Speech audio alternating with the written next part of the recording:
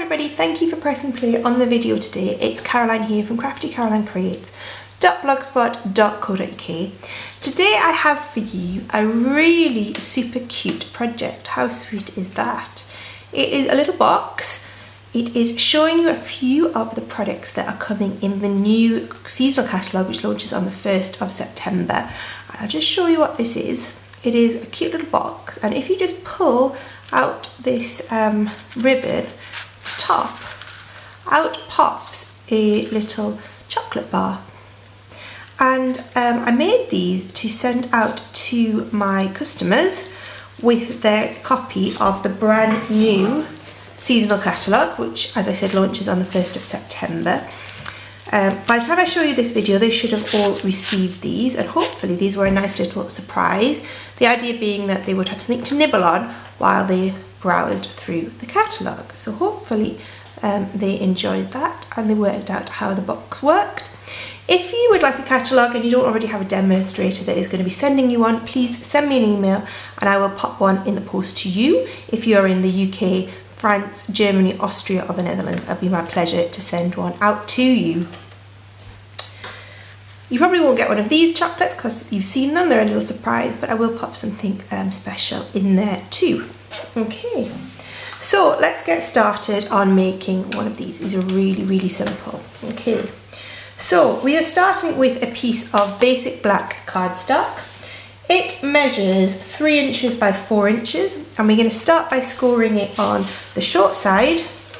I'm just going to move my scoreboard over a little bit, and we are going to score that at 1/2 inch.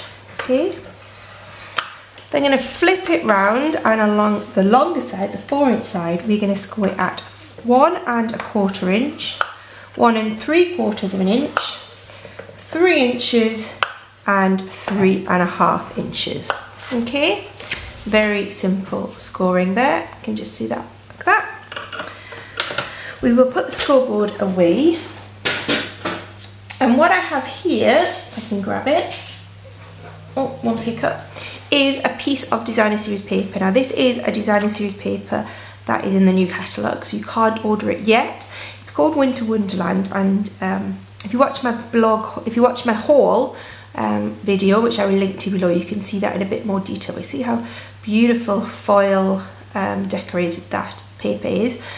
I've cut it down so it measures 3 3/4 inch, and it's just slightly less than 2 inches. It's basically 3 stripes, so the whole sheet of paper is lots of stripes, if you can imagine, going like this, and I've just cut 3 stripes off.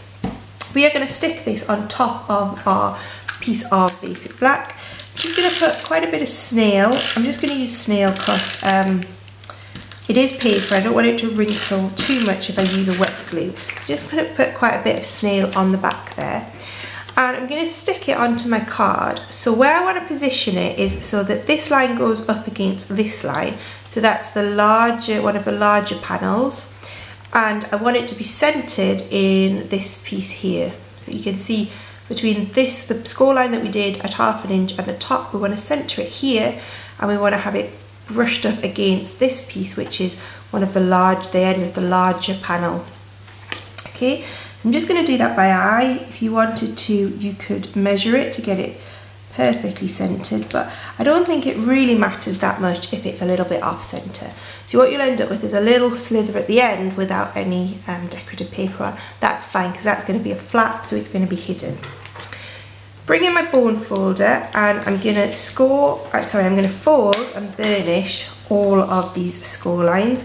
So just making sure that you take the designer series paper with you. Just gently score all these into position.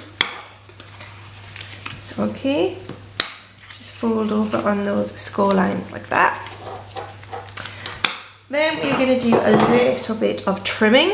So just at the bottom where we've got that 1 inch score line, that 1/2 inch score line, we are just going to snip up each of the lines until we get to that 1/2 inch line.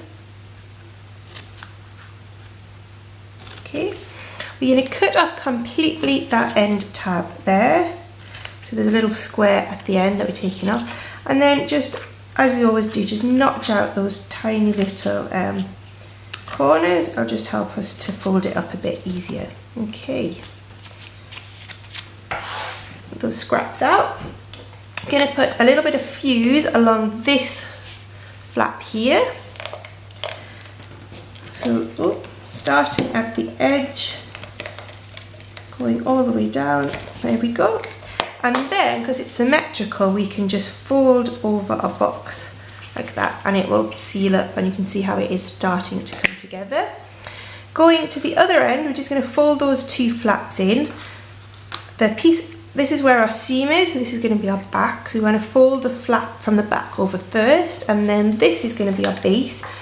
It's a bit difficult to get in with the snail gun now, or the fuse gun, so I'm just going to put a little bit of Tombow along that flap, fold that up and just hold that for a second to glue it together. Okay. Okay, and you can see we're coming together really quickly. Going to bring in the handheld punch. This is the largest handheld punch Stampin' Up! Do, the 1/8 of an inch. And again, identifying the back, which is the seam is here, is at the back. So the front piece, we are going to,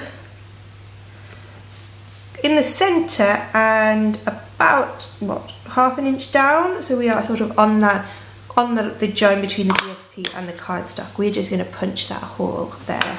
Okay.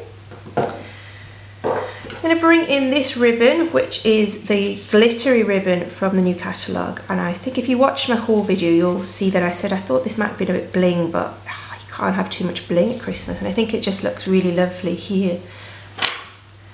What we're going to do is we need to go in the box, inside the box, and then out through the hole, just like that. Okay, pull a little bit through, a couple of inches.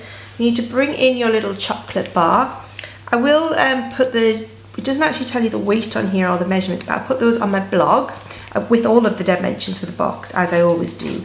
And then just hold this piece of ribbon with your thumb, and just push in the chocolate, and what that will do will pull the ribbon down underneath it. Okay. I'm going to trim that off. Okay. I'm going to use some of the cording ribbon. I said in my haul video that this would probably replace Baker's Twine over Christmas for me, and it already is doing. So I'm just going to use that to tie together those two ends of my ribbon. Okay, so just pull that taut.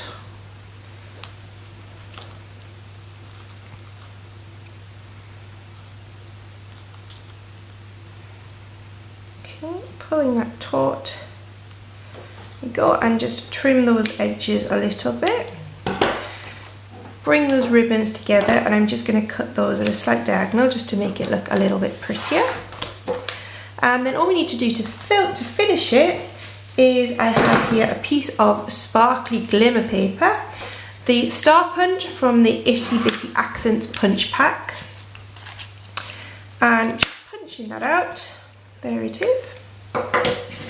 And a tiny bit of glue. I'm going to use my new fine tip glue pen, which again is launching on the 1st of September. I'm going to put a tiny bit of glue on the box actually. I find it easier just to put a drop on the box. You can see how precise you can be with that. And then drop my star on top, push that into position. There we go.